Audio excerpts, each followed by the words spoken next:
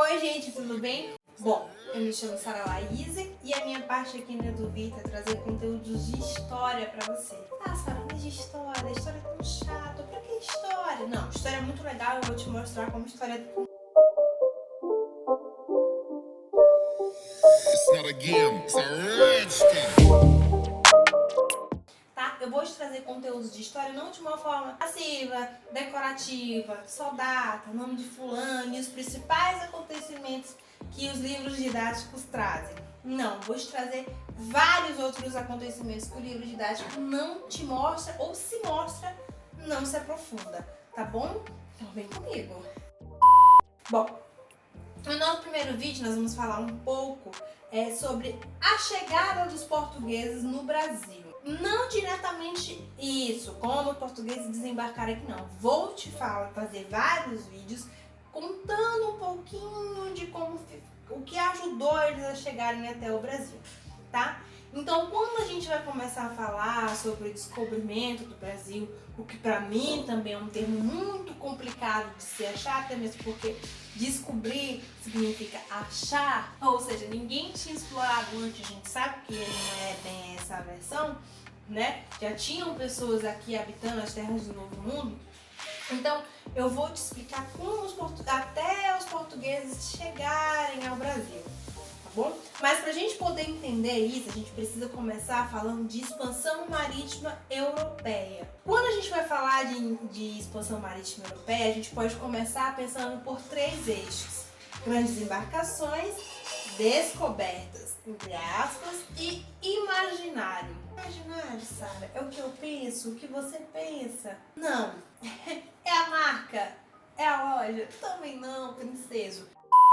O imaginário aqui que eu vou querer te trazer é como os portugueses viam as terras do Novo Mundo. As pessoas que viviam naquelas terras, né? Como os portugueses achavam que eram aquelas pessoas.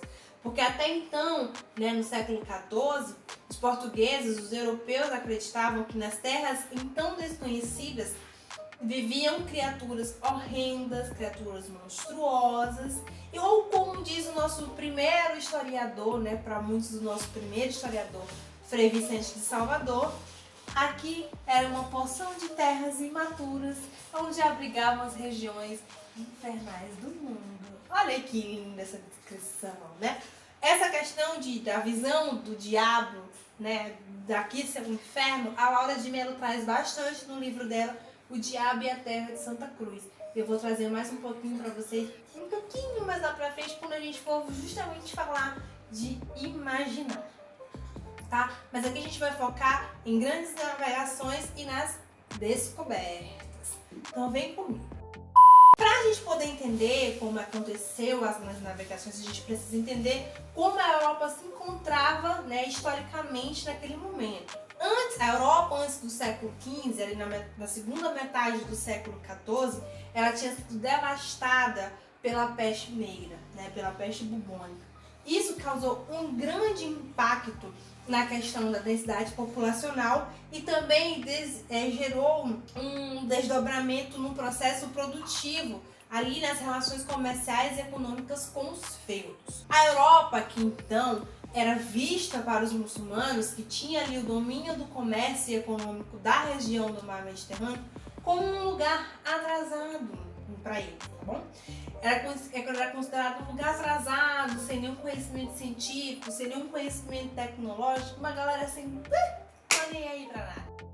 Eles tinham muito esse domínio, tiveram muito contato ali com os povos europeus, tá? Os europeus, nesse momento, eram fascinados pela questão de avanços científicos e tecnológicos que os muçulmanos tinham, né? Então, principalmente na questão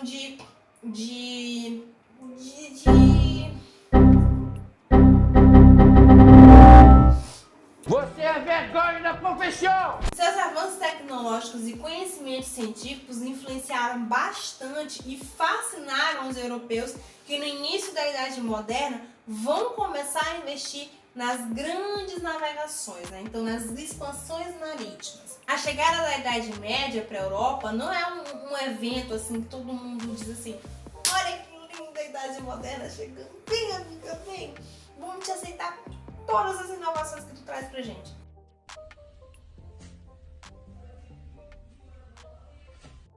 Não. A chegada da Idade Moderna na Europa, ela vai significar rupturas e permanências. Rupturas em que sentido? Vai se começar a desenvolver novas relações comerciais, principalmente, obviamente, né, pela questão ali do contato com os muçulmanos, que tinham como é que eu posso dizer, um domínio muito diferente até então para os portugueses em relação a trocas comerciais, e o surgimento de uma classe social que a gente vai ouvir falar demais em vários períodos históricos, que é a burguesia. E permanências no sentido de que os feudos vão continuar a ser mantidos, tá, como uma expressão de poder, de domínio econômico e político, e a questão de posse de terra e de hereditariedade vai continuar a determinar a condição social de várias pessoas. Se eu nasci rico, eu vou manter rico. Se eu nasci pobre, meu filho, é lá onde é que eu vou ficar bem, fazendo pobre pro resto da vida. A questão da hereditariedade funcionava muito para quem era o chefe dos feudos, né? O poderoso chefão dos feudos. Em que sentido? Paulo é o dono do feudo. Ricardo é filho primogênito de Paulo, é o homem, o primeiro filho e é o homem. Então, quando Paulo morrer, Ricardo vai assumir o feudo e vai se tornar o grande chefe político, então, naquela região. Então, essa questão da hereditariedade vai influenciar bastante na condição social das pessoas nesse período. Voltando um pouquinho mais para a questão da peste negra, após a peste negra e várias influências climáticas, né, várias estradas por onde fazia o escoamento ali, e escoamento das mercadorias e as relações de trocas comerciais vão ficar intransitáveis. Bom, a gente precisa arrumar outro jeito, né, meu irmão, para poder escoar essa mercadoria aqui, porque ficar aqui a gente vai ficar pobre, sem comida. E aí, como é que faz? Não sei! Vamos escolher outro lugar. Pelo mar, pelo ar? Não, porque ainda até então não sabia se fazer avião. Então a gente vai escolher o mar. Vamos escolher o mar. E o Oceano Atlântico foi então o escolhido para ajudar nessas relações, nesse escoamento de mercadorias. Mas, ao passo em que o Oceano Atlântico é escolhido para ajudar ali nas relações de trocas comerciais, o comércio vai se desenvolver bastante, vai se intensificar bastante e vai gerar novas necessidades para o povo europeu. Então, foi resolvida a questão de escoamento das mercadorias e estabelecimento das trocas comerciais e econômicas, mas gerou uma outra série de necessidades que a Europa precisava, dentre elas de matéria-prima e, obviamente, de metais preciosos que pudessem servir como moeda de troca. Então, por exemplo, era necessário se descobrir novas minas de ouro, vamos supor não né? Precisava se descobrir novas minas de ouro para que esse ouro pudesse servir de moeda de troca. A Europa, meu irmão, a Europa já não tinha mais mina que sustentasse o comércio e as trocas comerciais.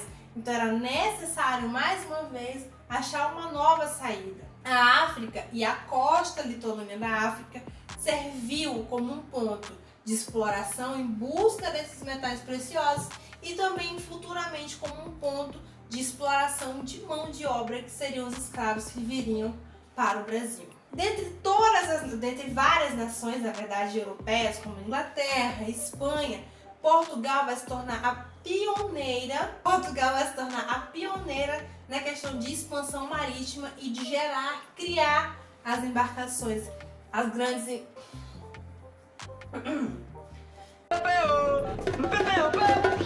Dentre as grandes nações europeias que se lançaram ao mar e se lançaram na ideia de expandir maritimamente o seu poder, Portugal vai ser a pioneira e quem vai ter o maior destaque até então. Mas, Sara, por que Portugal? Mas eu vou te explicar o porquê. Portugal tinha vários pontos que ajudaram bastante mesmo Portugal a ser a pioneira. Vou te dizer quais são, né? Alguns desses pontos. O primeiro ponto de destaque... Foram duas folhas. Vou te explicar então por que Portugal se tornou pioneira e ganhou muito destaque, né, historicamente, em relação à expansão marítima. Primeiro, porque Portugal tinha uma situação geográfica muito favorável.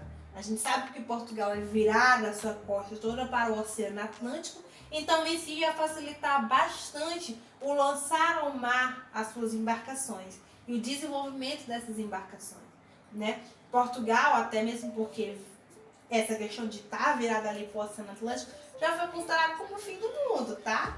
Acharam que o fim do mundo era aqui, mas o fim do mundo era lá, né? Naquele tempo, né? Pro pessoal lá dos europeus, até mesmo porque eles acreditavam que o que eles conseguiam enxergar de mar, depois dali, era um buraco, assim, tu caía lá, nunca mais voltava, ou então se tu passasse daí, tu conseguisse sobreviver ao buraco, e como eles costumavam dizer, tu ia encontrar várias criaturas horrendas e monstruosas que tinham no mar. Mal, né? Muito mal. O segundo ponto é o domínio de equipamentos científicos e tecnológicos de navegação. Lembra que eu te falei que os muçulmanos fascinavam os europeus? Essa questão de conhecimento científico e tecnológico? Então, Portugal por muito tempo foi ocupada economicamente e politicamente por muçulmanos, árabes, né? Então esse contato que eles tiveram ajudou muito os portugueses no desenvolvimento de técnicas de navegação e de instrumentos que ajudavam a facilitar, né, a localização e os rumos que deveriam se seguir no mar. O terceiro ponto é o contato com antigos relatos de viagem. Como assim? Como eu te falei, antes das grandes embarcações, já tinham se passado outros viajantes, outros navegadores, né, por essas terras do Novo Mundo. Então esse relato que eles tinham, principalmente os relatos de viagem de Marco Polo, ajudou bastante futuros navegadores, né, a aprender, a desenvolver técnicas de navegação.